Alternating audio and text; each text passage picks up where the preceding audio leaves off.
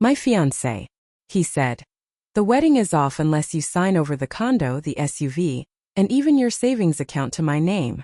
I calmly told him I would think about it. That night, I changed the locks and donated his tuxedo. He found out about everything the next day when he showed up for his final fitting, and a stranger was posing in his jacket. The wedding is off unless you sign over the condo, the SUV, and your savings account to my name. Elijah Vance said it casually as if he were discussing dinner plans, not demanding I hand over everything I had spent 10 years building. We were exactly 3 months away from our October wedding. I had already paid $5,000 in deposits, and the man I was supposed to marry had just turned our future into a hostage negotiation. I looked at him sitting across from me in my home office, my office in my condo that I bought 6 years ago without his help, and something inside me went completely cold. Let me think about it, I said calmly. What I did not tell him was that I had already started planning something he would never see coming. By the time he showed up for his final suit fitting on Monday, a complete stranger would be wearing his $5,000 Tom Ford jacket, and I would be watching it all unfold from my car across the street. But let me back up, because understanding how I ended up in that moment requires understanding who I was before Elijah Vance walked into my life and mistook my success for an opportunity. My name is Aisha Talbot. I am 33 years old and a corporate real estate attorney in Denver, Colorado. That condo Elijah wanted to put his name on, I bought it when I was 27 with money I had saved from 3 years of brutal work as an associate at a law firm that did not believe women belonged in commercial real estate. The Range Rover he wanted transferred to his name. I paid for it in cash, all $38,000, which I had saved specifically for that purpose because I did not want debt. I did not want payments. I did not want anyone to have control over something I needed. The savings account he wanted access to took me a decade to build. 6 figures that represented every vacation I did not take. Every dinner out I skipped. Every weekend I worked while my law school friends were living their lives. Every dollar in that account had a story. Every dollar represented a choice I had made to prioritize security over spontaneity. I learned about financial independence from my mother, though not the way most people learn things from their parents.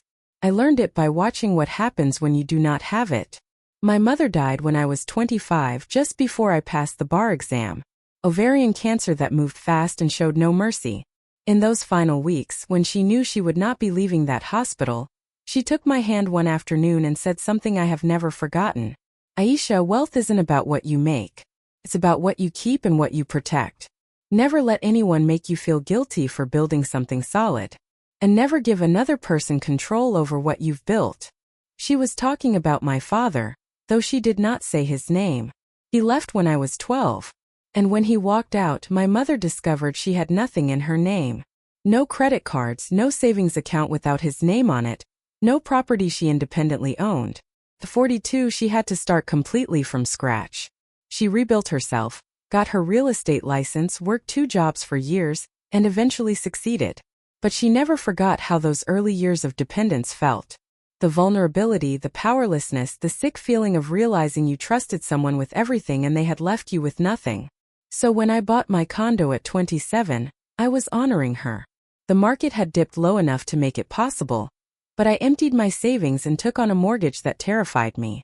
My colleagues thought I was being reckless. Rent for a few more years, they said.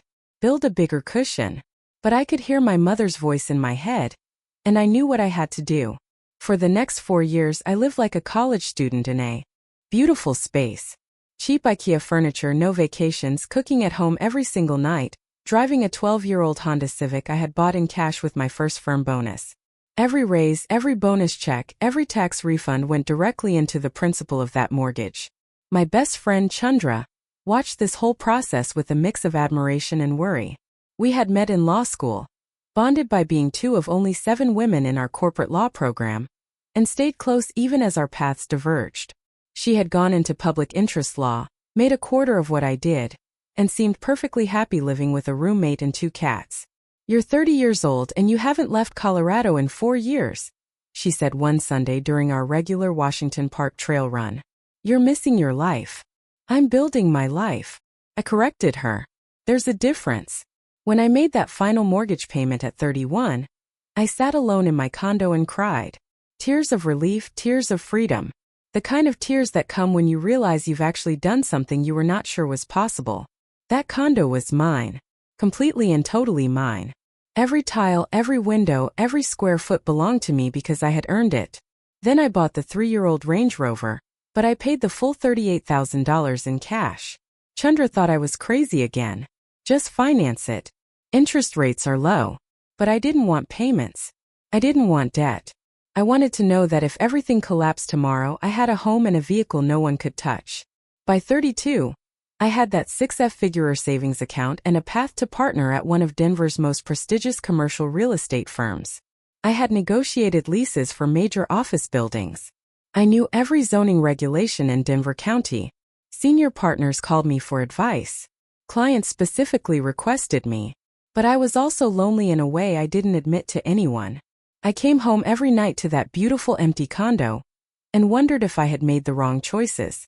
All my college friends were married or engaged. They posted photos of vacations and anniversaries and shared lives. I had property and professional respect and financial security, but I had no one to share it with. That was the state I was in when I met Elijah Vance 18 months ago at a charity gala for legal aid services. He was 35, charming, and worked in what he called financial consulting, which I later learned meant advising startups on funding strategies, though none of his clients ever seemed to get funding. But those first few months felt effortless. He showed up at my office with coffee during late nights. He listened when I talked about difficult clients. He seemed genuinely impressed by my career, by what I had built, by the fact that I owned property at 33. He made me feel like someone was finally seeing the work behind the success. Chandra was skeptical from the start. She would pull me aside at brunch and say, "There's something theatrical about him. Watch how he talks about you in front of other people. It's always about what you have, not who you are." But I was tired of being lonely.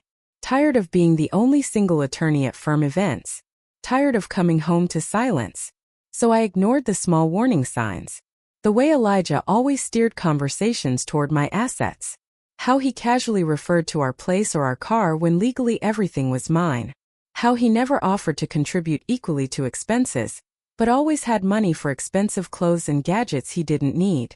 10 months after we started dating, he moved into my condo. His lease was ending. The conversation felt natural, and he started contributing $1,500 a month toward utilities and groceries. Seemed fair. I owned the place, so he shouldn't have to pay what he would pay in rent somewhere else. But things shifted within weeks. My minimalist aesthetic suddenly became cold and corporate. He started redecorating without asking, bringing home furniture I never wanted, constantly inviting his friends over for poker nights that left beer rings on my coffee table. Then came the comments about my career, that I worked too much, that his friend's fiancé was a yoga instructor with a better work-life balance, that maybe I should consider estate planning instead of commercial real estate, something less stressful. Each comment felt small in isolation, but together they formed a pattern I was too close to see. 8 months ago I proposed to him. Yes, I got down on one knee at our favorite restaurant and presented him with a ring that cost 2 months of my salary. He cried, said yes, and immediately started posting photos with captions about being set for life and finding his forever home. Not forever person, forever home. That should have struck me as odd, but I was immersed in wedding planning, dedicating myself to it with the same intensity one puts into major cases. My half of the expenses mounted to $35,000. The venue at the Denver Botanic Gardens, photographer, catering, florist, string quartet. Elijah occasionally mentioned the cost, but never offered to split anything equally. And I told myself it was okay because I made more. Chandra's skepticism intensified. She watched him at dinners, noticed how he talked about our assets when everything was legally mine. How conversations always revolved around the value of my condo, or my savings rather than my actual accomplishments. "He's not in love with you," she said one night after too much wine. "He's in love with what you've built." I didn't want to hear it. Didn't want. I was 3 months away from never being alone again.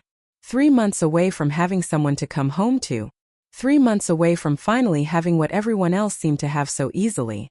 And then Elijah sat in my home office and gave me his ultimatum. Transfer the condo, transfer the car, give him access to my savings, everything, or the wedding was off. I looked at him across my desk, the desk I had bought with my first bonus in the office I had created in the condo I had bought alone, and something crystallized. He didn't want to build a life with me. He wanted to take ownership of the life I had already built. And he was using our wedding, our relationship, our supposed future together as leverage to make it happen. Let me think about it, I said, keeping my voice level. He stood up, confident he had one. Don't take too long. We have vendor deadlines. After he left the room, I sat there for a long time thinking about my mother's words, what she had warned me to protect, and the difference between partnership and possession, and I started planning something Elijah would never see coming. I couldn't sleep that night.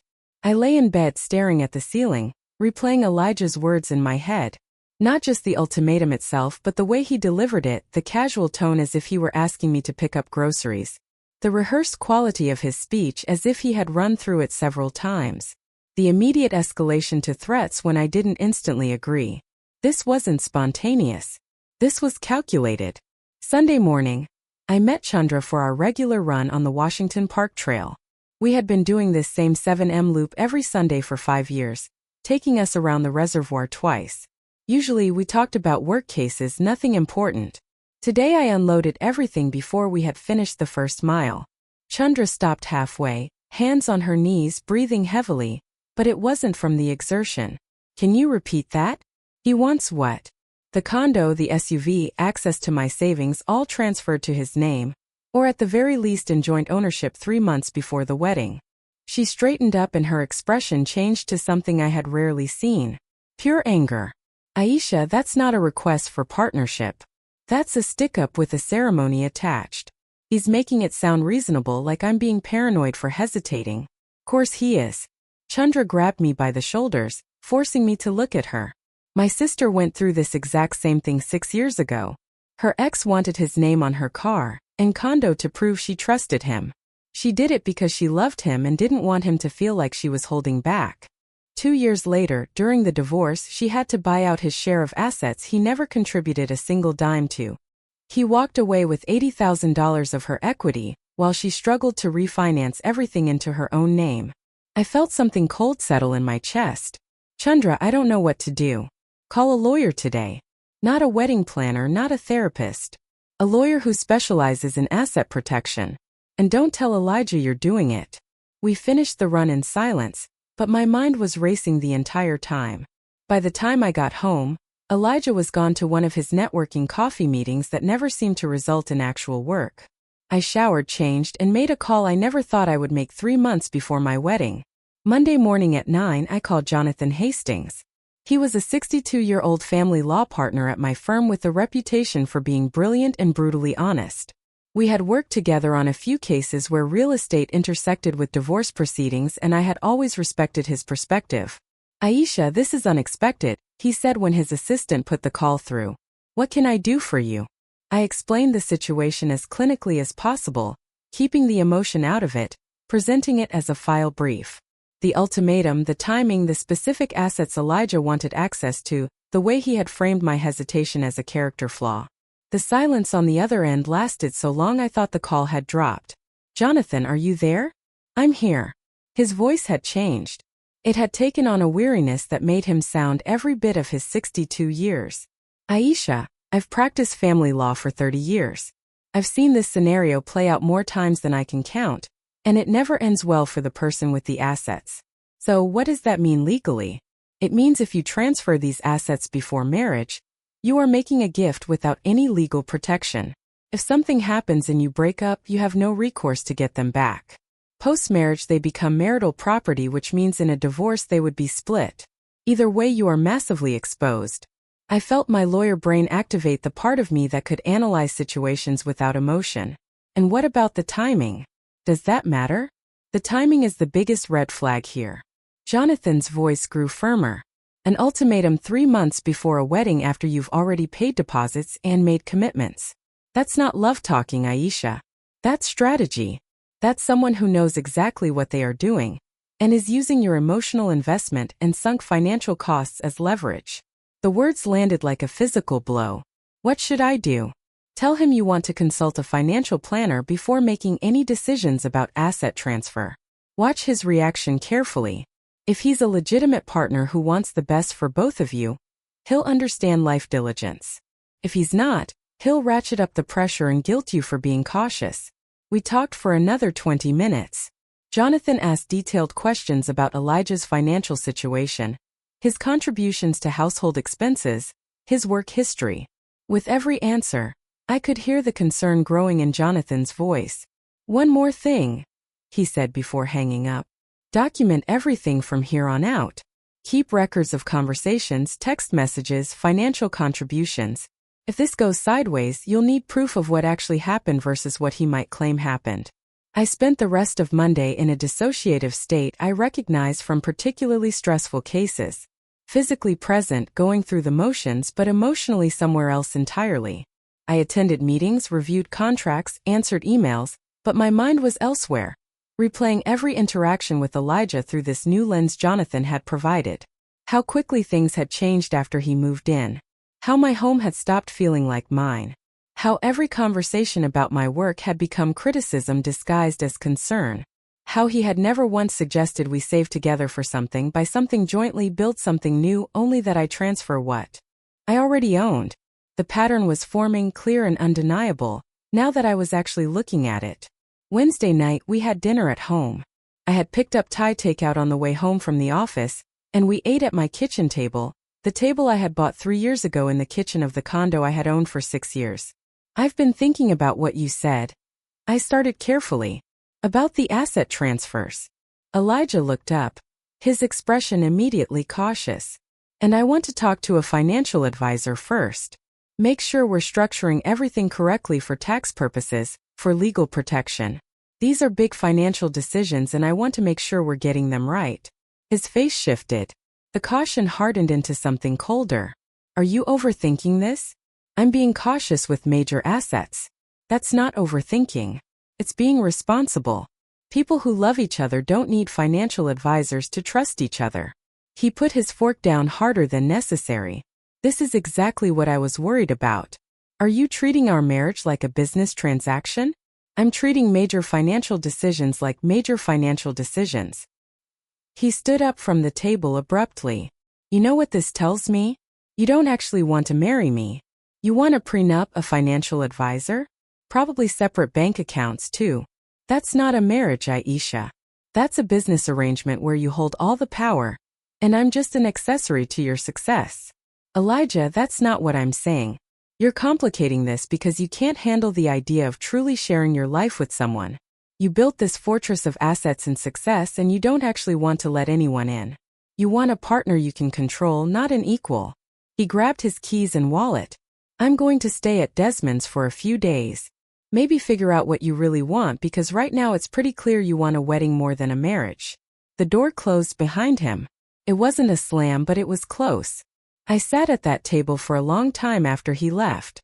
The food grew cold, my mind replaying everything he had just said. The way he had twisted my reasonable request into a character assassination. How he had made me feel guilty for wanting to protect assets I had built before he existed in my life. How quickly he had gone from conversation to abandonment. My phone buzzed. A text from Elijah. "Staying at Desmond's tonight. Need space to think if we're actually ready for this." Then another. "It hurts that you don't trust me enough to build a real partnership." And another. "Thought you were different. Guess I was wrong." Each message was designed to guilt me, to make me question my judgment, to make me reach out and apologize for having boundaries. I turned off my phone and poured myself a glass of wine. Then I sat in my living room with my furniture in my house, and allowed myself to feel what I had been avoiding for weeks. This was not right. None of this was right. And something was about to happen that would prove just how wrong I had been about Elijah Vance. Elijah stayed at Desmond's for 2 nights. 2 nights of guilt-ridden texts designed to make me question my own judgment, to soften me up for when he returned. I didn't respond to any of them. Instead, I worked late at the office.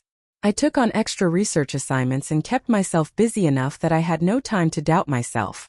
Wednesday night, I got home exhausted from a brutal commercial lease negotiation. 12 straight hours fighting liability clauses with a client who thought they could rewrite basic contract law through sheer stubbornness. My feet ached from pacing the conference rooms. My head throbbed from staring at contract language. All I wanted was a glass of wine, silence, and maybe a hot bath. Instead, I walked into my condo and found Elijah sprawled on my sofa with his college roommate, Desmond. Sports blaring on my television at a volume that worsened my headache. Empty beer bottles collecting on my coffee table, leaving rings in the wood I had carefully maintained. Elijah didn't look up when I walked in. He didn't acknowledge my presence, just said, "We're planning out the bachelor party details. Desmond found a spot in Vegas. It's going to be epic." I stood there for a moment, briefcase in hand, professional clothes wrinkled from a long day, waiting for something more. An apology for the fight, an explanation for why he had let himself back in after storming out. Nothing came. "I'm going to get some wine," I said to no one in particular. I headed toward the kitchen, too tired for confrontation, every muscle aching. The open-plan design I had loved when I bought this place. The seamless flow between the living room and kitchen, the natural light, the way it made the space feel larger, was about to become the design choice that changed everything. Because that's when I heard Desmond's voice drift clearly from the living room. "Have you talked to her about the Vegas budget yet? That's going to be pricey." I froze just inside the kitchen, hidden from view by the angle of the wall, wine glass in hand, completely still. Elijah's laugh followed. Not the laugh he used with me. Soft, almost self-deprecating. This one was different, darker, more calculating. "Not yet. She'll cover it. She always does." "Desmond, man, you've got her trained," Desmond said.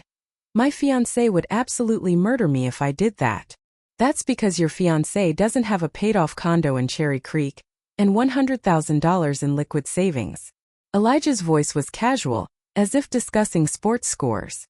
"Aisha can handle it. She works constantly anyway. Might as well benefit from it." The wine glass felt incredibly heavy in my hand. I set it on the counter silently, carefully, every movement deliberate. My lawyer brain kicked in, the part of me that recognized evidence when I heard it, that understood the value of listening before reacting. Desmond's voice dropped, "Conspirator ally. And the asset transfer thing, man, that's brilliant. Once your name is on that condo in the car, you've got real security. Even if things go bad down the road, you walk away with something substantial. That's future thinking." "I know." Elijah sounded pleased with himself. "My dad suggested it. Actually, the whole thing." "Your dad told you to do this?" "Yeah." He went through a messy divorce in his 30s, and his ex-wife's name wasn't on anything. He got some alimony, but that was it. He walked away broke, starting over at 40. He told me, "Never marry someone with assets without protecting yourself first. If she turns out to be difficult or controlling, you don't start from zero. It's just smart planning." I heard the clinking of beer bottles, the sound of them clinking over something. Then Elijah added the part that turned my blood to ice. "Plus, once I get access to her savings account, I can finally launch that crypto fund I've been planning. She won't even notice if I move $50,000 into the initial investment. By the time we're married and she figures it out, it'll be doubled, hopefully tripled, and I'll be the one with the empire. She'll probably be proud of me for taking the initiative." Desmond laughed loud and genuine. "That's cold, man. But I respect the play. And you're right. She works like 80 hours a week. She probably won't even notice the money is gone until you've already made it back. That's the plan. She's so wrapped up in her commercial real estate cases, she barely looks at her personal accounts. I've watched her checks her balance maybe once a month. By the time she notices $50,000 is missing, I'll be able to explain it as an investment in our future." I stood in my kitchen in my condo that I bought with my money, listening to my fiancé and his friend conspire my financial destruction with the casual ease of people planning a vacation. They continued talking about the Vegas trip, how expensive bottle service was going to be, whether they should get a suite or just regular rooms, but I had stopped hearing the words. I was processing what I had just overheard. Elijah hadn't just asked for the asset transfers on a whim. His father had coached him, giving him a strategy developed from his own divorce experience. This was premeditated, calculated, a plan that had been forming since before Elijah moved into my condo. And the crypto scheme. He had already decided to steal $50,000 from my savings. Not borrow, not ask permission, steal. He had been monitoring my banking habits, timing his request for access for when he could drain my account without immediate detection. The word difficult kept ringing in my head. His father had warned him I might turn out to be difficult or controlling, which apparently meant opposing financial exploitation, standing up for myself, protecting what I had built. I forced myself to move. I walked back through the living room as if I hadn't heard a thing.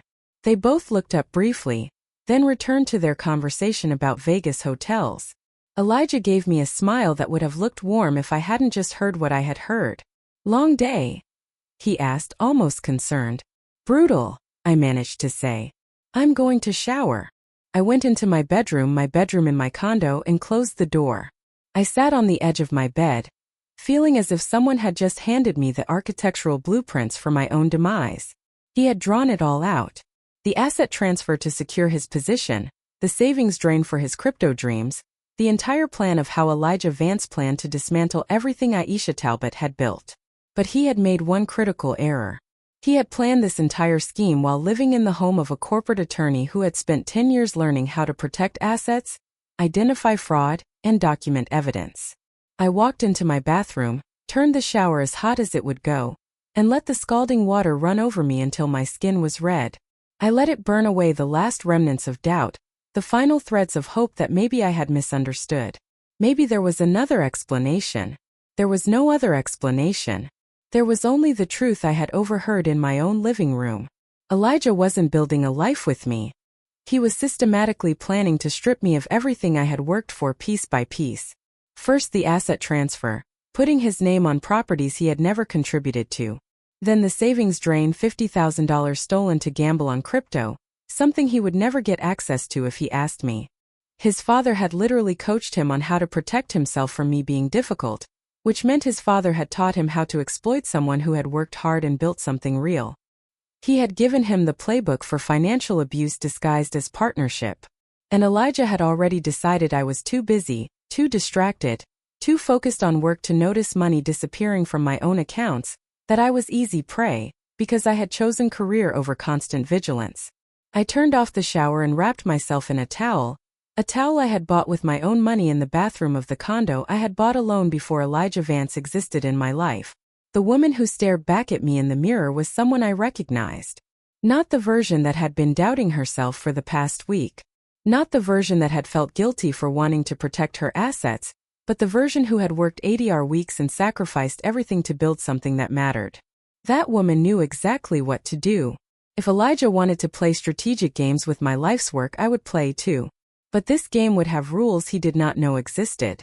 This game would have one winner, and it certainly wasn't going to be him. I got dressed, dried my hair, and started making calls. First to Jonathan Hastings, leaving a voicemail about needing to discuss something urgent. Then to my building manager about changing locks. Then to Chandra, just 3 words. "You were right." By the time I walked back out of my bedroom, composed and calm, I had already begun building my counterattack. Elijah looked up from the sofa, beer in hand. "Feeling better?" "Much better," I said. And I meant it. Elijah and Desmond left around midnight, both loud and drunk and completely oblivious to the fact that I had overheard every word of their conversation. After they stumbled out, I stood in my living room looking at the beer bottles they had left, the rings on my coffee table, the mess they had made of my space. Then I cleaned it all up methodically, completely. I wiped every surface, threw out every bottle, restored my home to exactly how it had been before they invaded it. It felt symbolic somehow, taking back my space, erasing the evidence of his presence. Thursday morning, I was at my desk by 7. I had Jonathan Hastings on the phone by 8. "I overheard something last night," I said without preamble.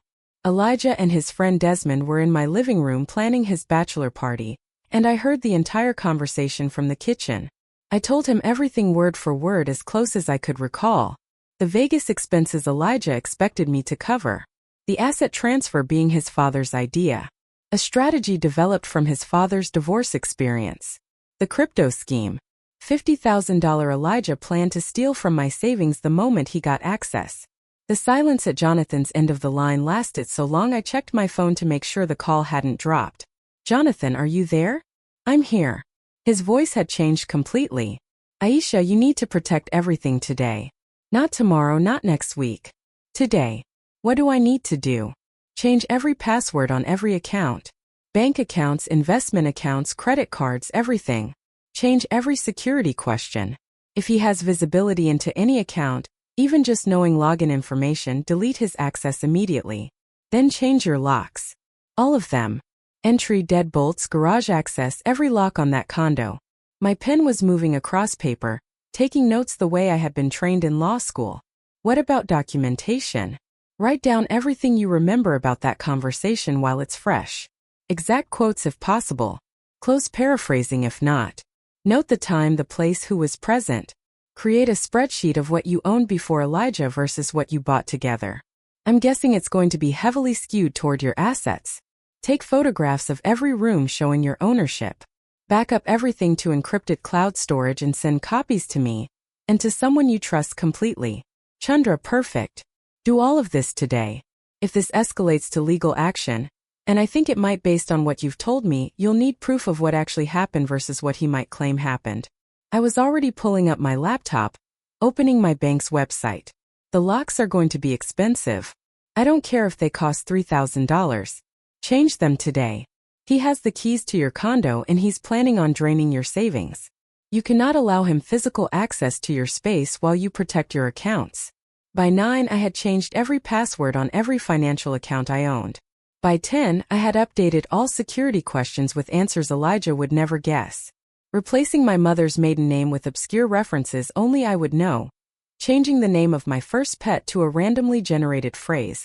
Creating layers of security that would require a determined hacker to crack. At 11, I called my building's property manager.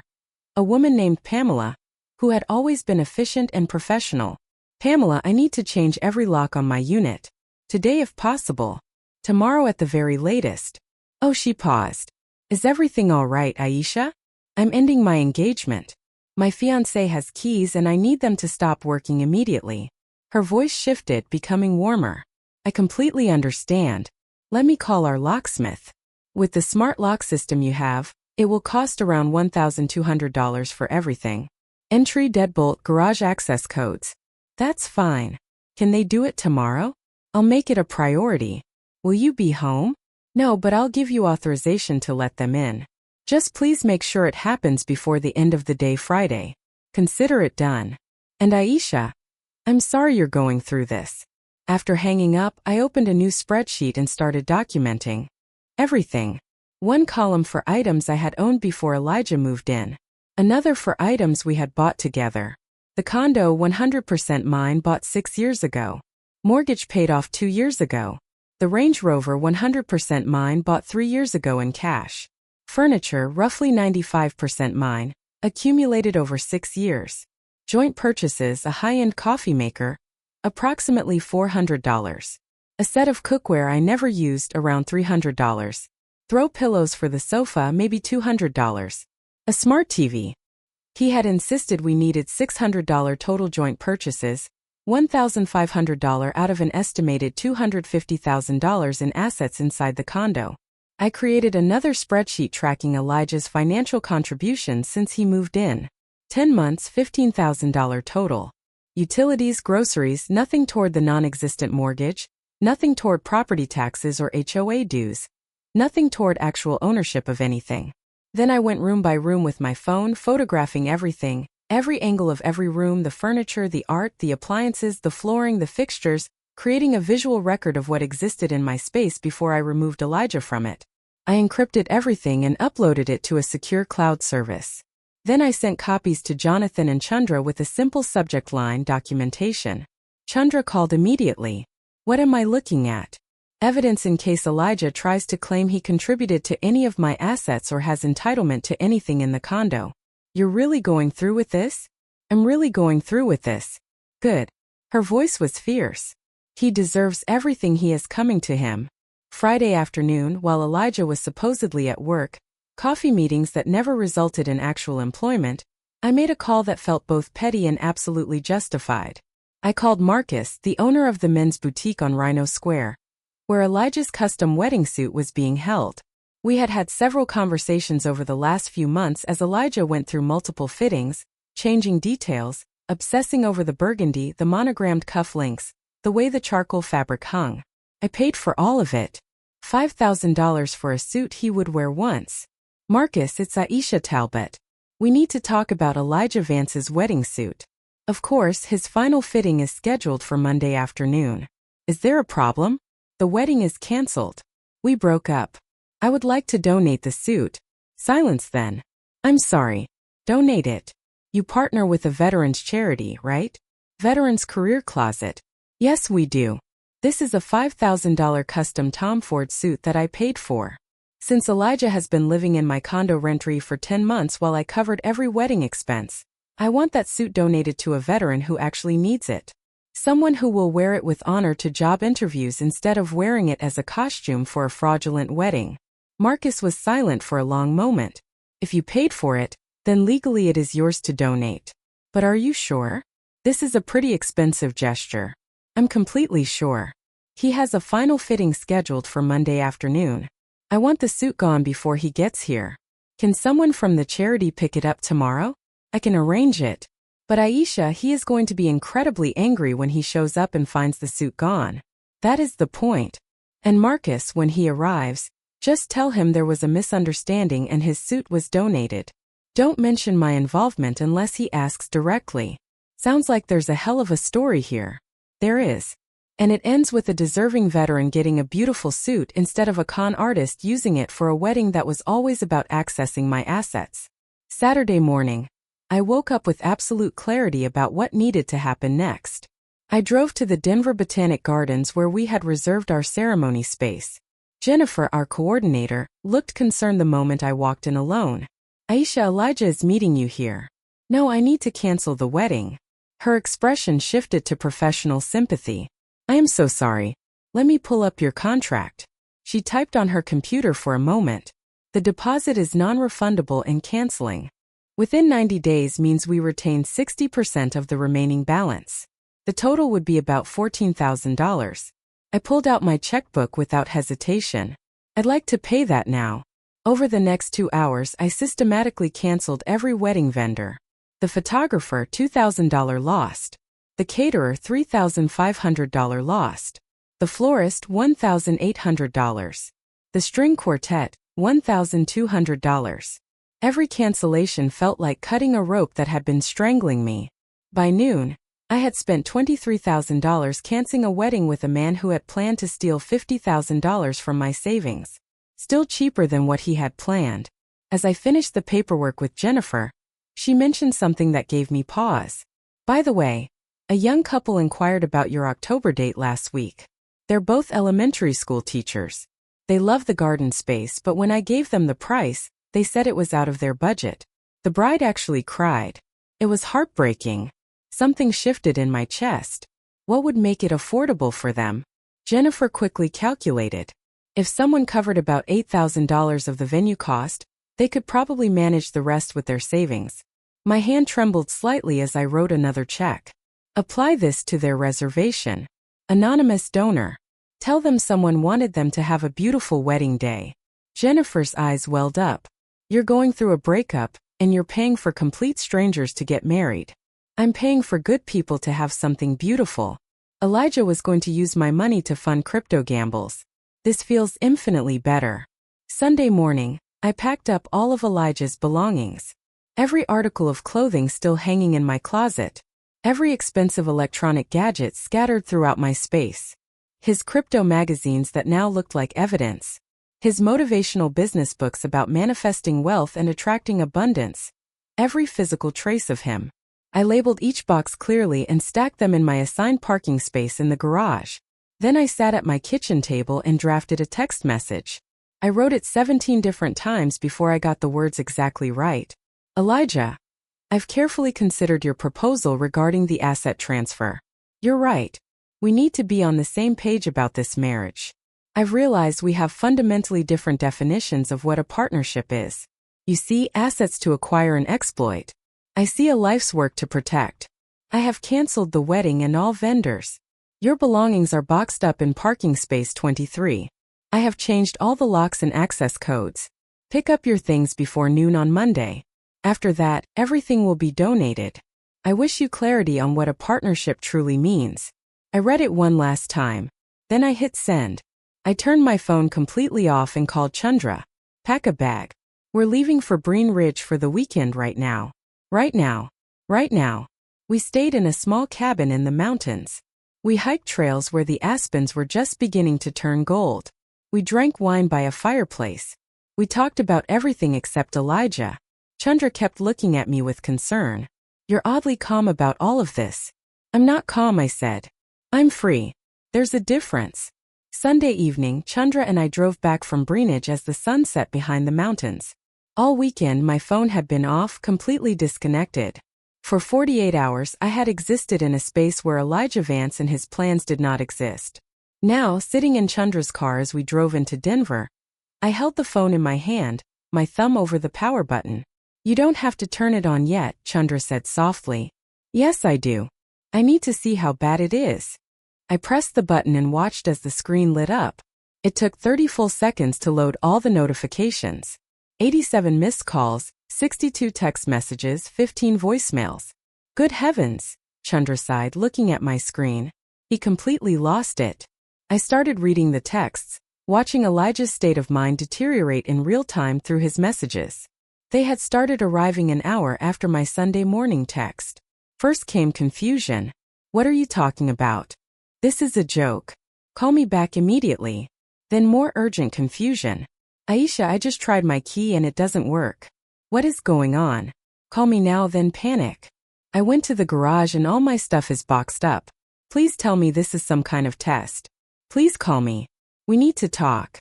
Then the anger started to seep in. You can't just cancel our wedding without discussing it. We paid the deposits together. This is insane. We had not paid the deposits together. I had paid every single one. The messages continued. The timestamp showed he had been texting every 20 or 30 minutes for hours. Everyone is asking me what happened. What am I supposed to tell them? That you went crazy? You are making the biggest mistake of your life. We are supposed to be partners.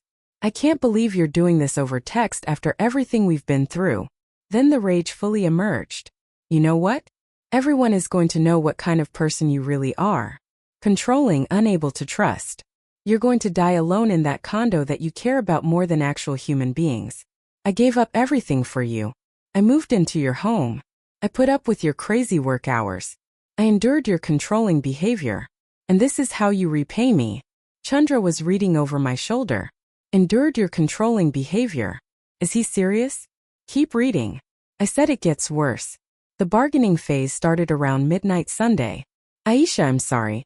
I shouldn't have said those things. Please, let's talk face to face. We can fix this. Forget about the assets. Let's talk about a prenuptial agreement instead. That would make you feel better. I'll sign whatever you want. Please don't throw away what we have over money. I love you. Not your condo or your car. Please just call me. Then the voicemail from his father that Chandra insisted on hearing after I described it. I put it on speaker. His father's voice was cold, contained rage. Miss Talbot, this is Richard Vance, Elijah's father. What you are doing is not just cruel. It's financial abuse. You manipulated my son, made him financially dependent on you. And now you are publicly abandoning him to humiliate him. You will fix this situation immediately, or you will face severe consequences, legal consequences. Promise you. Chandra's jaw dropped. His dad literally coached him to steal your assets and now you're the financial abuser. The projection is tremendous. There were messages from Desmond too. You're cold for doing this over text. Elijah deserves better than a heartless corporate shark. And from numbers I didn't recognize. I don't know what Elijah did, but you didn't have to humiliate him like that. Canceling a wedding 3 months out, that's brutal. I hope you're happy with yourself. I read them all without feeling anything.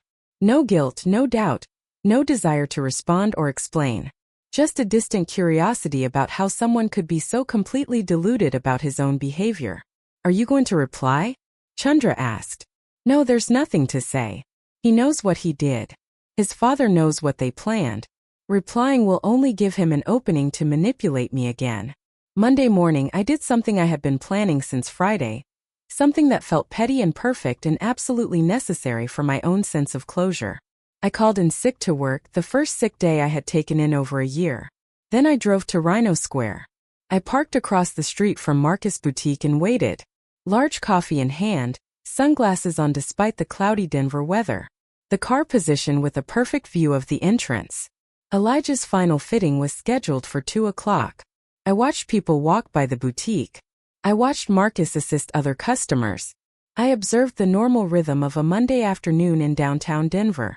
At exactly 2 o'clock, Elijah's Honda Civic pulled into a metered parking spot in front of the shop. I sat up straighter, coffee halfway to my lips. He got out of the car with that confident walk I used to find attractive, shoulders back, chin high, as if he were about to do something important. He was probably planning to use this fitting as a sympathy story later. My crazy ex canceled our wedding, but at least I'll look good in this suit eventually when I find someone better. He walked into the boutique. I checked my watch.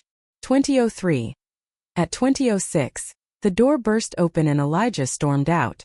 Phone already at his ear, face a dark red with fury. Even from across the street with my windows up, I could hear him yelling, "What do you mean donated?" He was pacing the sidewalk, gesturing wildly, completely unraveling in public. Passers-by were staring. I don't care who technically paid for it. That's my suit. My wedding suit. More pacing. More yelling into his phone. Get it back right now or I'm calling the police. This is theft. I took a sip of my coffee watching the spectacle. Then something happened that I hadn't anticipated. Something that made the whole situation absolutely perfect. A man walked out of the boutique behind Elijah. Late 40s, military posture, salt and pepper hair at his temples, and he was wearing the suit, Elijah's suit, the charcoal Tom Ford with the burgundy. The man paused in front of Marcus' storefront window, staring at his reflection with an expression I recognized. The kind of awe that comes from seeing yourself as someone you had forgotten you could be. He touched the lapels of the jacket gently, as if afraid it might vanish. He turned slightly to see the fit from different angles. He stood taller, shoulders back, chin high. The suit transformed him. Marcus walked out of the store, approached the man, shook his hand warmly, said something I couldn't hear that made the man smile. A real, genuine, grateful smile. That's when Elijah turned around and saw him. I watched his face go through the most remarkable transformation. Confusion first. Why is someone wearing a suit that looks exactly like mine? Then recognition. That's my suit. Then pure incandescent rage. That's my suit. He screamed across the sidewalk. Several people stopped walking. A couple pulled out their phones, likely thinking they were about to witness a fight. Marcus stepped between Elijah and the veteran immediately, one hand raised in a calming gesture. I couldn't hear everything, but I caught fragments. Marcus' voice was calm, professional, completely in control. This suit was donated by the person who purchased it. Elijah's voice got louder. I don't care about his interview. That's my wedding suit, mine. The veteran, whom I heard Marcus call Mr. Davis, looked uncomfortable. He started to say something. Marcus cut him off firmly. You will absolutely not give it back. The suit is yours, earned and deserved. My phone started ringing. I looked down and saw Elijah's name on the screen.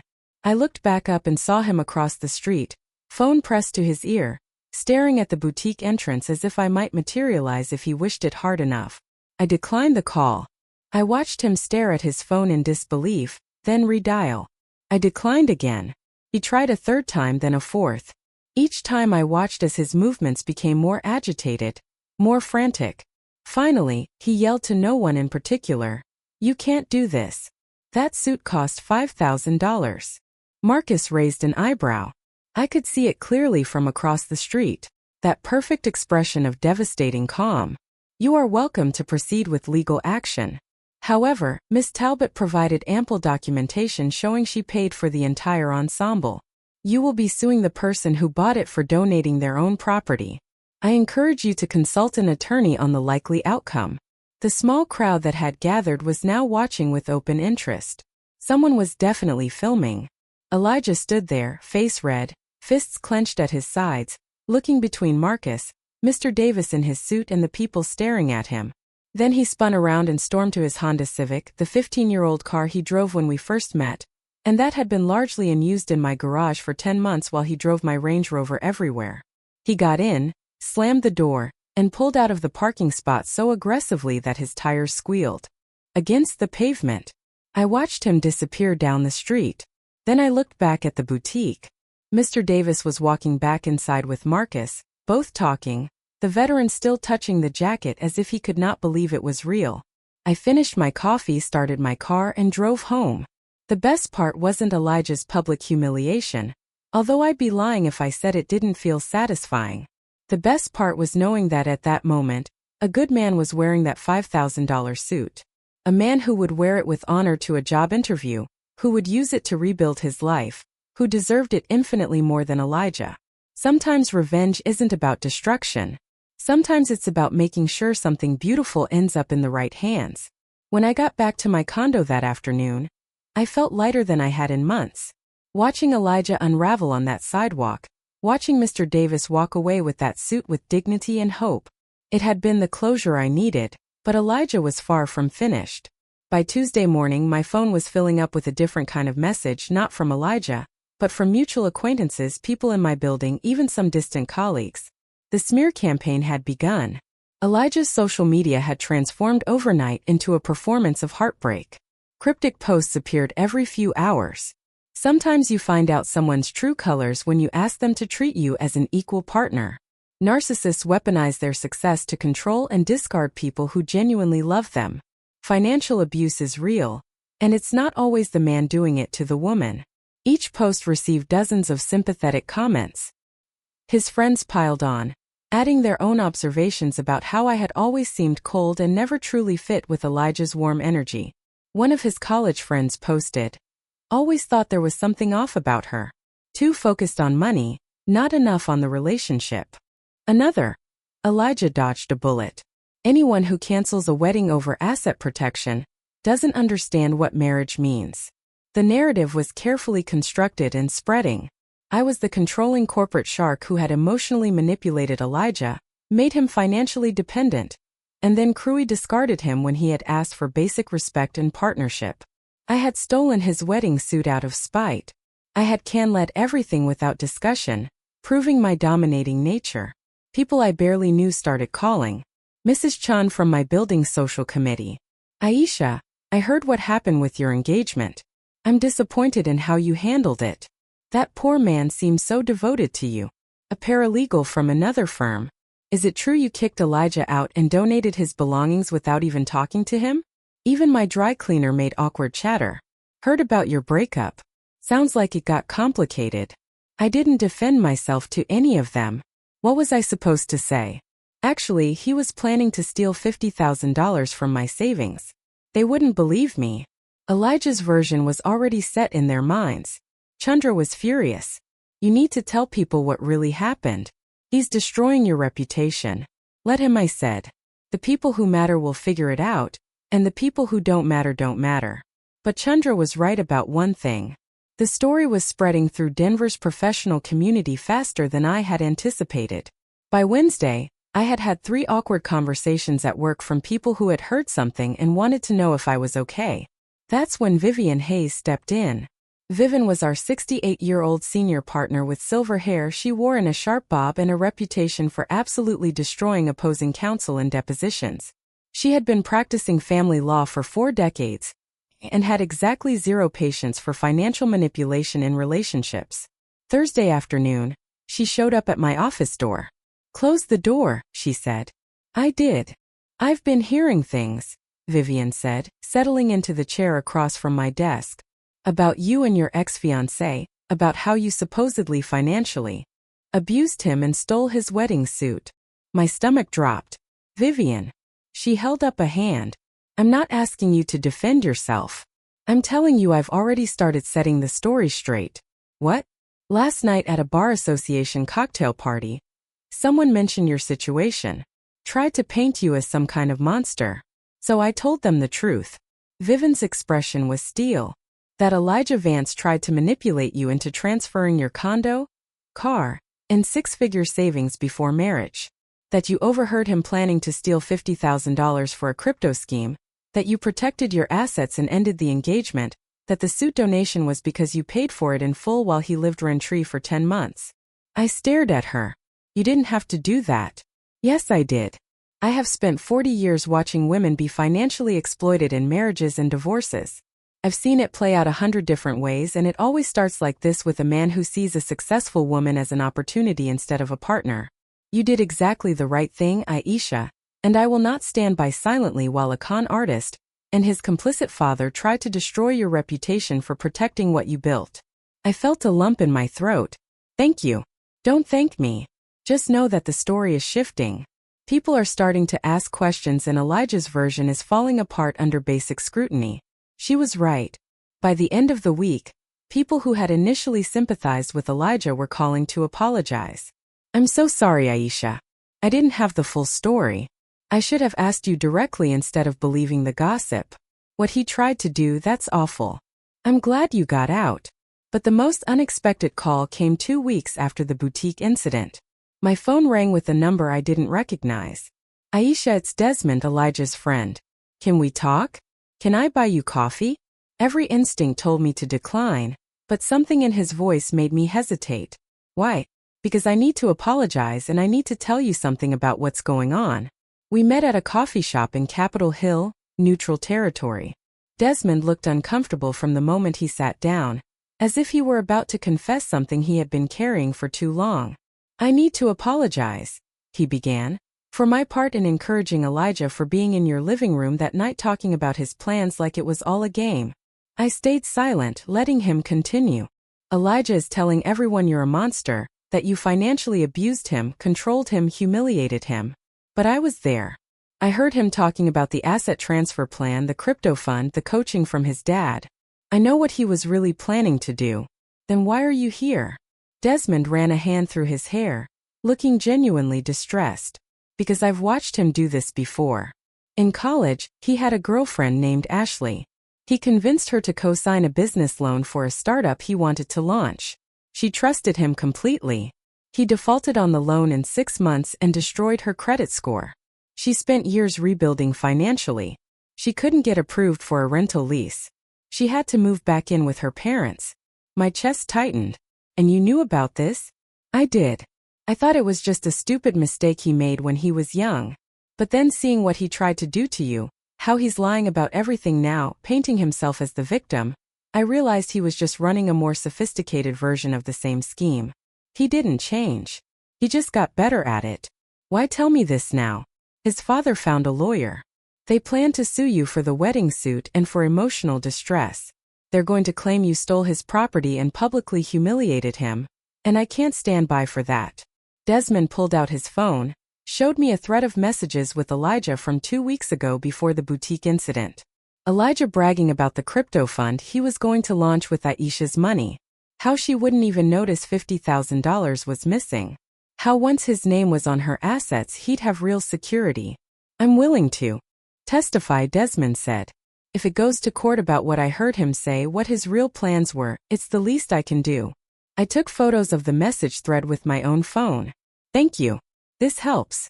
I'm sorry I didn't say something sooner. I should have warned you before it got this far. After Desmond left, I sat in that coffee shop for a long time thinking about Ashley, about how many other women there might have been, about patterns of behavior that don't change, only evolve. Then I called Jonathan Hastings. We might have a lawsuit coming, I told him. But we also have a witness willing to testify about what Elijah was really planning. Good. Let me handle this.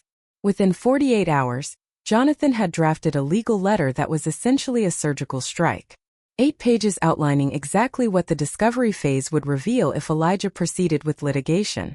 Documented evidence of his plan to drain my savings for an unauthorized crypto investment. Testimony from multiple witnesses about the asset transfer scheme being premeditated. Proof that I had paid for every single wedding expense, including the disputed suit, bank records showing Elijah's minimal contributions to household expenses, a proposed counterfeit for attempted financial fraud and coercion. The letter's conclusion was devastating. Should your client proceed with litigation, be advised that Ms. Talbot is a corporate real estate attorney with extensive trial experience and unlimited access to expert witnesses on financial manipulation in intimate relationships. The discovery phase will be invasive, exhaustive, and costly for your client. We encourage you to advise Mr. Vance accordingly. Jonathan sent it on a Tuesday. By Friday, Elijah's lawyer had withdrawn from the case. Elijah's father called me directly one last time. His voice was tight with barely contained rage. You think you've won? You think destroying my son's reputation makes you powerful? But everyone will see what you really are in time. I kept my voice level. Everyone already sees what your son really is. That's precisely the problem. You coached him to exploit me and now you're angry because it didn't work. You have no idea what you're talking about. I have recordings of your son discussing the exact strategy you taught him. I have witnesses. I have documentation. If you contact me again, I will add harassment to the countersuit. Are we clear? Silence. Then the call ended. I blocked both numbers and never heard from either of them again. The threat of a lawsuit completely evaporated and slowly my life began to return to something resembling normal. Except it wasn't the same normal. It was better because I had learned something Elijah and his father never expected me to learn. That protecting yourself isn't selfish. And that sometimes the people who call you cold are just angry because you won't allow them to rob you blind. The weeks after blocking Elijah and his father were strange. Not difficult exactly, just strange. Like adjusting to silence after living next to a construction site for months. I plunged into work with the same intensity one always had. But now it felt different, lighter.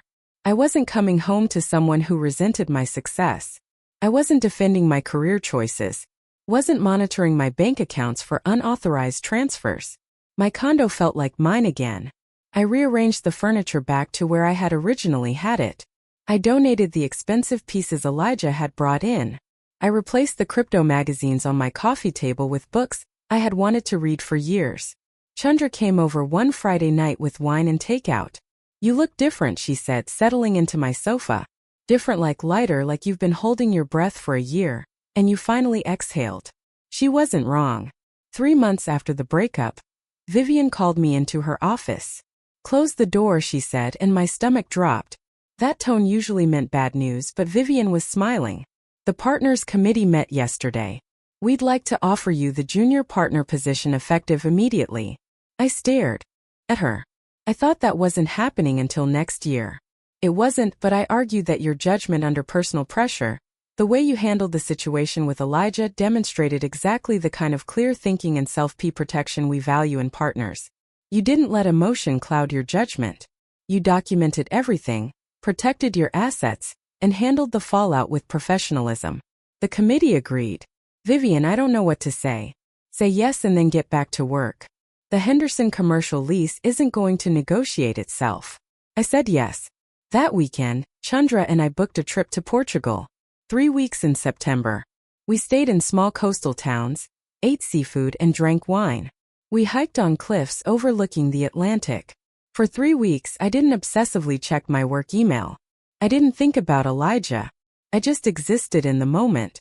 This is how it's supposed to be, Chandra said one afternoon as we sat on a beach.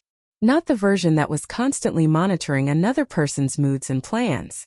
You forgot what peace felt like. Don't forget it again. When I got back to Denver, my condo felt even more like home.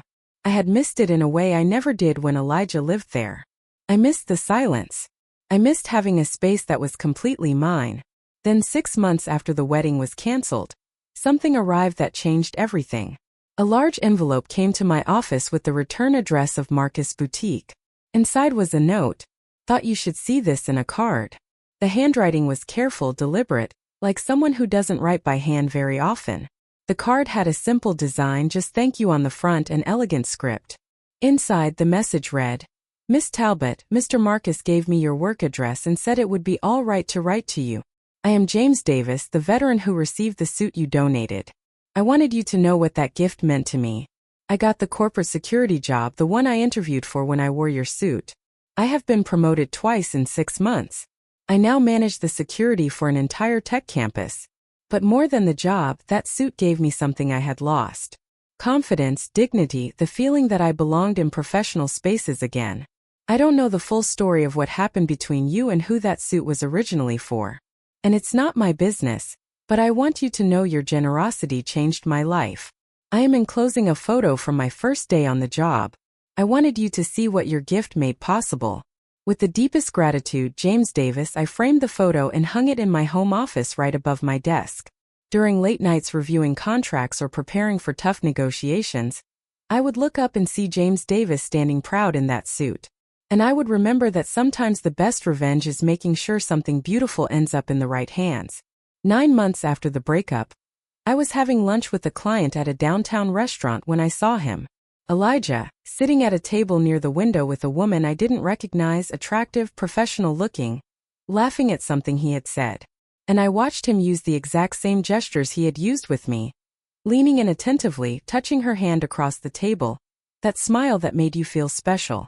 When she got up to use the restroom, I did something impulsive. I followed her. This is going to sound completely crazy, but you're dating Elijah Vance. She turned surprised but not hostile. I am for about 4 months now. Why? I was engaged to him until about 8 months ago. I'm not here to cause drama or interfere, but please be very careful with your financial information. Do not let him pressure you to transfer assets or give him access to your accounts. And if he ever gives you an ultimatum about proving your love through property transfer, please run. She took my card slowly. He told me you were a controlling ex who couldn't handle his ambition. I'm sure he did. I'm just asking you to protect yourself. Trust your instincts. If anything feels off, if you ever need to talk to someone who's been through this, call me. 2 weeks later, she called. This is Victoria Chen. I need to talk to you. We met for coffee. She had done her research, finding other women Elijah had targeted. There's a pattern, Victoria said. He targets financially independent women, moves in quickly, and then systematically tries to put his name on their assets. She had broken up with him yesterday. He screamed at me for over an hour. Then he said something revealing. I would have made you rich anyway, as if accessing my money was always the plan. Victoria gave me a folder of documentation, including his attempts to get her banking information. You probably saved me from making a terrible mistake, she said. October arrived, the month that should have been my wedding. Chandra and I went to the Denver Botanic Gardens. We watched the young teachers I had anonymously sponsored get married. The ceremony was simple, beautiful. Jennifer, the coordinator, told me the bride said my gift meant more than the money. I watched the first dance and cried, not from sadness, but from a genuine happiness that my money had created real joy. 2 years after I changed those locks, I woke up on a random Tuesday and realized I hadn't thought about Elijah in weeks. I had been promoted to junior partner. I was financially secure. I had learned to trust my instincts, to recognize manipulation before it took root. I looked at the framed photo above my desk of James Davis in his Tom Ford suit. He was standing proud, exactly where he belonged. True revenge wasn't about destruction or humiliation. True revenge was refusing to be the victim someone had planned for me to be. It was protecting what I had built and moving forward without carrying the manipulation as baggage. It was sitting in my own home, drinking my own coffee, living my own life completely free of someone who had seen me as assets to acquire instead of a person to love. That turned out to be the sweetest revenge of all. I finished my coffee, dressed for work, and walked out of my condo with my head held high. Elijah Vance had tried to take everything I had built. He failed. I kept it all, every piece. And I had never felt more powerful in my life. If this story about protecting what you built had you hooked until the end, hit that like button right now. My favorite part was when Elijah saw that veteran wearing his Tom Ford suit outside the boutique. What was your favorite moment? Drop it in the comments below. Don't miss out on more empowering stories like this. Subscribe and hit that notification bell so you don't miss a